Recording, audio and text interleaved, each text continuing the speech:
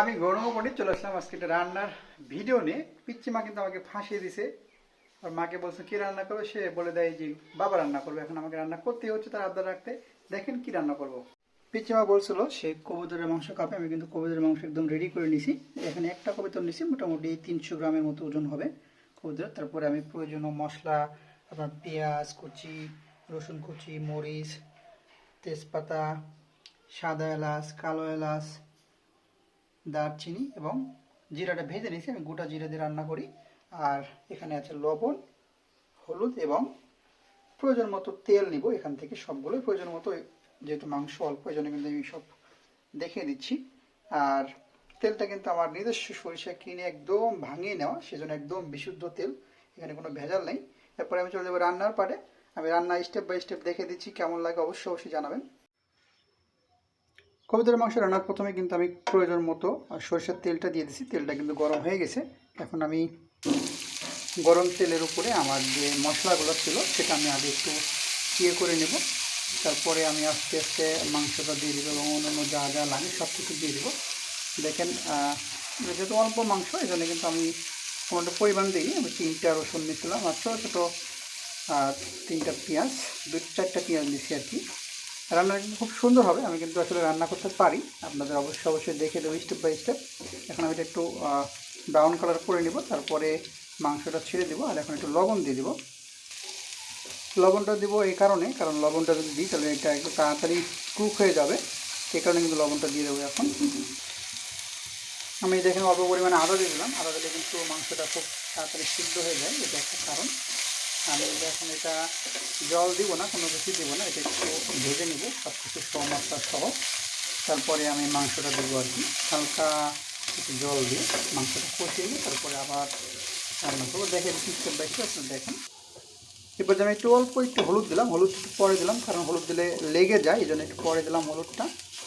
আমি হালকা হলুদ খাই, বেশি হলুদ খাই না, একদম অল্প পরিমাণ দিয়ে দিছি। দেখেন এটা কিন্তু একদম ব্রাউন কালার হয়ে গেছে। আমি এখন হালকা একটু জল অ্যাড করব, একটু হালকা অল্প পরিমাণ জল দেবো আর কি, সামান্য পরিমাণ। দেখেন আমি একদম অল্প পরিমাণে জলটা দিয়ে নিছি। এখন একটু ঢেকে দেবো আমি, ঢেকে দিয়ে একটু এটা ভালোভাবে যখন সিদ্ধ হয়ে যাবে তখন আমি মাংসটা ছাড়বো। আর পরে দেখেন আমি এটা মোটামুটি এখন কিন্তু সিদ্ধ হয়ে গেছে, পেঁয়াজ রসুন সবই সিদ্ধ হয়ে গেছে। রান্না কিন্তু আমি করছি, আবার মনে করেন না অন্য কেউ করছে। এই যে দেখেন সব কিছু কিন্তু আমি করছি। এখন একটু দেখাই আপনাদের। আমি একটু ঢেকে দিয়েছিলাম, ঢেকে দেওয়ার পরে এটা একটু আর একটু সিদ্ধ হবে, আর একটু জলটা কমে গেলে তখন আমি মাংসটা ছেড়ে দেবো। এখন মাংস ছাড়বো না, এটা যখন আর একটু শুকিয়ে যাবে জলটা, অল্প একটু জল দিয়েছিলাম। এটা আপনারা ঠান্ডা জল হতে পারেন, গরম জল হতে পারেন। আমি যেভাবে রান্না করতেছি এটা কিন্তু খুবই খুবই টেস্টফুল হয়, অনেকে অনেকভাবে রান্না করে, বাট এই সিস্টেমটা কিন্তু খুবই খুবই ভালো। পর্যায়ে আমি আমার যে মাংসটা রাখা আছে কবুতরের মাংস, এখানে ওইরকম এক্সট্রা কোনো জল দিই নাই, মাংসটা ছেড়ে দিলাম। শুধুমাত্র মাংসের যে জলটা বেরোবে এটা দিয়েই কিন্তু সিদ্ধ হয়ে যাবে অনেকটা। তারপরে কষে পরে আমি একটু হালকা পরিমাণ জল দেবো, এখন কিছু দিতে হবে না। আমি এখন জাস্ট মাংসটা ঢেকে দেবো।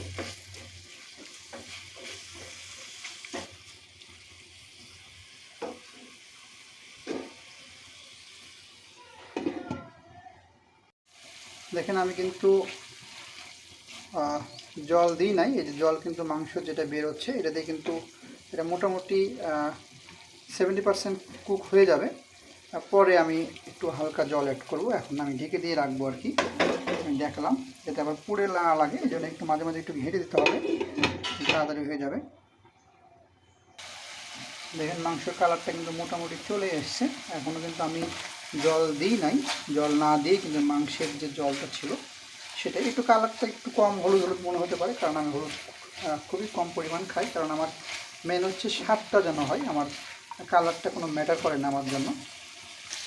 আমি যে অল্প পরিমাণ জল দিয়েছিলাম সেই জলেই কিন্তু মোটামুটি সিদ্ধ 50% প্লাস হয়ে গেছে, আর একটু সিদ্ধ হবে। এবং কালারটা কিন্তু দেখতে চলে এসছে।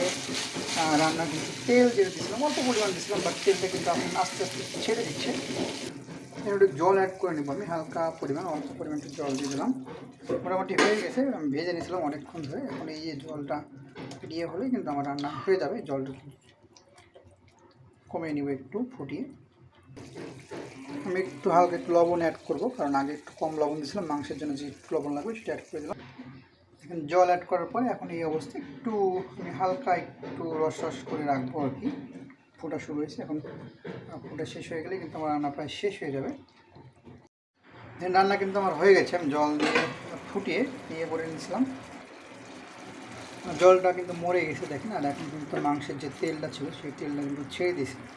আমার রান্না কিন্তু কমপ্লিট। আমি যদিও এর মধ্যে কিন্তু একবার দেখেছি, সব কিছু ঠিক আছে, রান্না কিন্তু একদম পারফেক্ট হয়েছে। কালারটা দেখলেই বোঝা যাচ্ছে। আমার কিন্তু জিভে জল চলে আসতেছে। কার কার আসতেছে এরকম জানিয়ে দেবেন, আর সবার কিন্তু আমাদের রইল চলে আসবেন।